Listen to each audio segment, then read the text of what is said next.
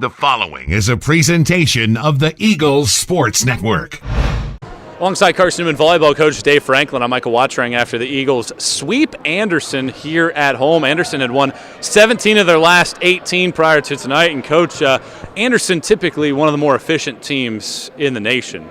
They hit their second lowest hitting percentage here tonight, .065. Why were you guys able to slow down their offensive attack? For us, starts from the service line.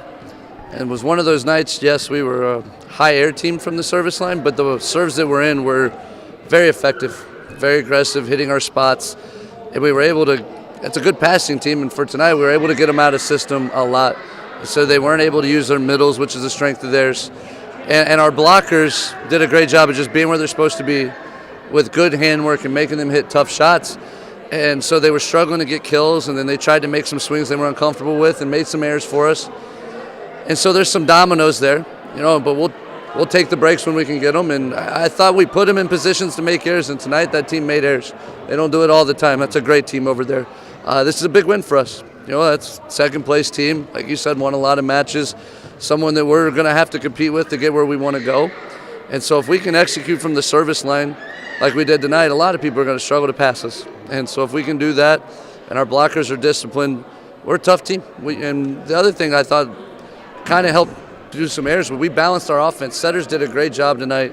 If you look at our numbers going down, it's pretty balanced offense. And so when we were taking swings, though they were digging it, they couldn't necessarily rip it back at us. And so we could take another swing at them. So it was a real team effort that led to that. And we put them in position to make errors, and they did. Great crowd tonight, homecoming weekend. How important was it to have them on your back helping some of those emotional moments? For our team, we've been talking about trying to get over this hump, and one of the things that the team brought to themselves, in a team meeting the other day, was just about their competitive energy. And it can't be all about these standards, and it can't be about this. It's got to be just go play. If we make errors, we make errors. We just got to go compete. We don't have to be perfect to win. And so early on in sets, it seems like the competitive energy would drop. We were able to maintain it all the way through. Even the third set, we have 6 service errors. It never looked like it affected another area. It never looked like the competitive energy dropped just because, oh my gosh, we're making all these errors. And so that was really, really neat to see.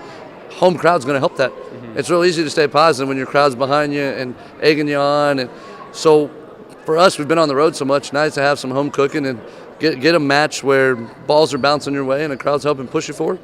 Take me to that third set. You're down 23-21 after you had led 19-16. Emotions totally on their side. I think you have 4 match points. They get 3 set points. You have no timeouts left. He has no timeouts left. I think you're out of subs, kind of every coach's nightmare at that point. How great was it to see your team execute late in a set in a big match? In our gym, we talk a lot about just being a volleyball player, which means you're going to have to do different things, and we do drills that just put them in situations that have to make plays. Emily Harnish-Fager was an outside hitter when we recruited her. She's got some shoulder issues, and we've turned her a little more into a DS, but she goes front row. She took a big swing, high up off the block. What she knows to do, she does it in practice when we do our exchange drill. And so it's one of those, you're trying to determine, should I wait and hold the subs, or am I just going to go for it? And when we got it to 23-all, I decided, let's just go for it.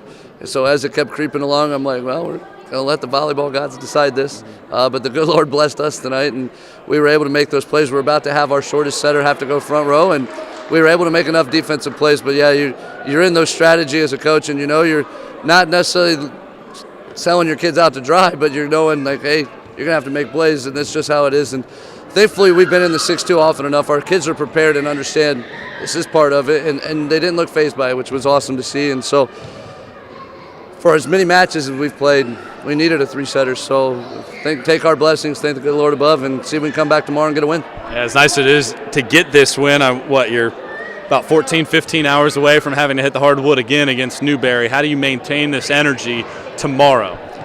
Maybe the shorter turnaround helps us. Less of a chance for it to dissipate during the day, and it's more let's just keep it running. Our kids are really committed. They've done a great job taking care of their bodies. We've been fatigued, but our bodies, it's not like we've been super sore. We're just naturally tired from playing 10 matches in 18 days. And so I think they'll take care of themselves. They'll get their rest. They're really committed to this thing. And I think the energy and the big win, let's get a momentum run and try to win some matches in a row here. Coach, appreciate the time. Congrats on the win. Thanks very much. He's Carson-Newman volleyball coach Dave Franklin. I'm Michael Watchering, and this is the Eagles Sports Network.